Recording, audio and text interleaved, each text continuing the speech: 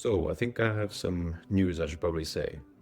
The other day I broke my hand while skiing, and to be honest, it's the most excruciating thing. I mean, thank God it's fine and getting better, but being right here and literally on the mountain and knowing that I probably won't be skiing for the next 2 or 3 months is just a horrible, horrible feeling, and it makes me so sad. But this video is not to get down in the dumps, but to share some wisdom, right? So what better time than now to talk about what I'm going to talk about today? Now, I know I share quite a lot of advice, like things about applying to Oxford or ways that help me studying, or just things that I've done. And you guys just watch my videos and take my word for it, and that's good. All those videos are about things that I have thought about for ages, and the thoughts are distilled and condensed. Well, I've never broken my hand before. I've actually never broken anything before. And so this video might be a bit jumbled and random, but that's because it's like, wow, this happened 3 days ago, and here are just some things I've noticed in that time. And no, this won't be a video about the hand. Let's make the hand a physical metaphor, if you will. This video will be about 3 things that any setback in life will get you questioning,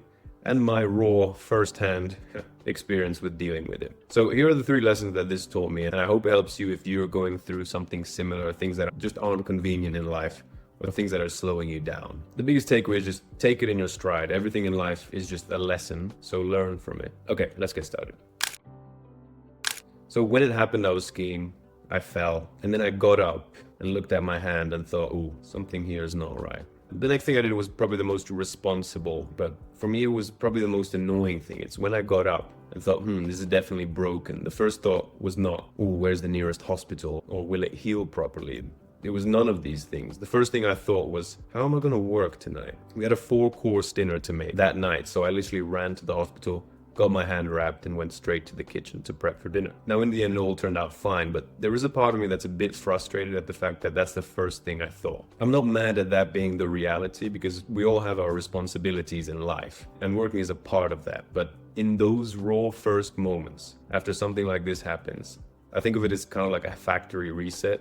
You know, you're outside the bubble of the rest of the world for a bit, and you're stripped back to your primal self. Again, not to sound too dramatic, but I'm saying the next few thoughts are the best indicators of your priorities. And mine was potato dauphinois, being ready by 7:30. Like, really, Bartol? Not even health? Not even family?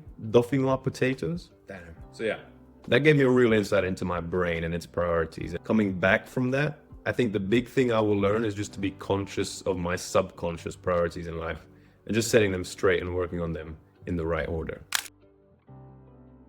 By the way, if you're enjoying this video, I would really appreciate it if you could give it a like and subscribe, and also turn on the notifications. It just helps me make more of these insightful and, at the very least, entertaining videos. Thanks. Okay, so the first lesson I shared, not the proudest one. So this next one is one that makes me feel a bit better about things. But as things unfolded, I was actually quite surprised by how I reacted to everything. I handled it much better than I thought I would, and to take a little stoic turn, and I know that has some quite unhealthy connotations these days, but just hear me out. These are just some thoughts I've been having. It's crazy how the mind and body are disconnected. You know that every healthy person has a heart, a liver, a kidney that functions near enough identically and in a predictable way. If you take 2 different kidneys and give them the same inputs, they will work to stabilize its condition and produce outputs that reflect that. But the brain, or the mind more specifically, is just one big mystery. And from my personal experience, and from what I've seen in myself and others, the mind does work to stabilize itself too, but with some things it can just completely spiral and work against itself like no other organ. Now forgive me, but I did study engineering at Oxford, so I was sort of beaten into thinking about everything in terms of maths. But if all the organs have known operations, well understood mechanisms, where from the inputs you can work out the outputs based on the organ function, if with the mind you don't know the operation, the function it does on the inputs to get to the outputs is just unknown, or if you know that some inputs will cause complete chaos with the outputs, then just change the inputs to get outputs that you know are safe. Now don't worry, when I broke my hand, my first thought wasn't about the perplexity of the disconnect of the mind and body. The first thought was, oh, and okay, the next thought after that, as I've already said, was the dauphinois potatoes. But then the thought after that was tactical. A mind input I knew had a safe mind output. A stabilizing thought of, okay, everything will be fine. This will get better in no time. And the one that really calmed me down was, now that you won't be skiing, you'll have so much more time for writing and making your silly videos. That's the thought that sold me. So to take this away from Stoicism, what actually helped was the thought of now being unable to spend time on one thing that I love doing, which freed up so much more time for all of the other things that I love doing as well. So that second lesson, I'm learning to view this experience as not being something that takes away from my ability to ski, something I love doing, but instead giving me the opportunity to focus more intently on the other things in life that I like doing as well. So why don't you try phrase things in that way, and it might just do the trick. But don't just say it, you have to actually believe it for it to work. Okay, so the first lesson I learned from breaking my hand was one of priorities. The second is to divert and focus time and passion into other projects. But this last one is the hardest lesson I've had to learn. I'm just so slow now, painfully slow. Usually I'm quite an impatient person. I rush things, pack my calendar with tasks during the day, and generally do things quite quickly and efficiently. And the reality is that I've never had to really compromise on this, and so it did just get self-reinforced.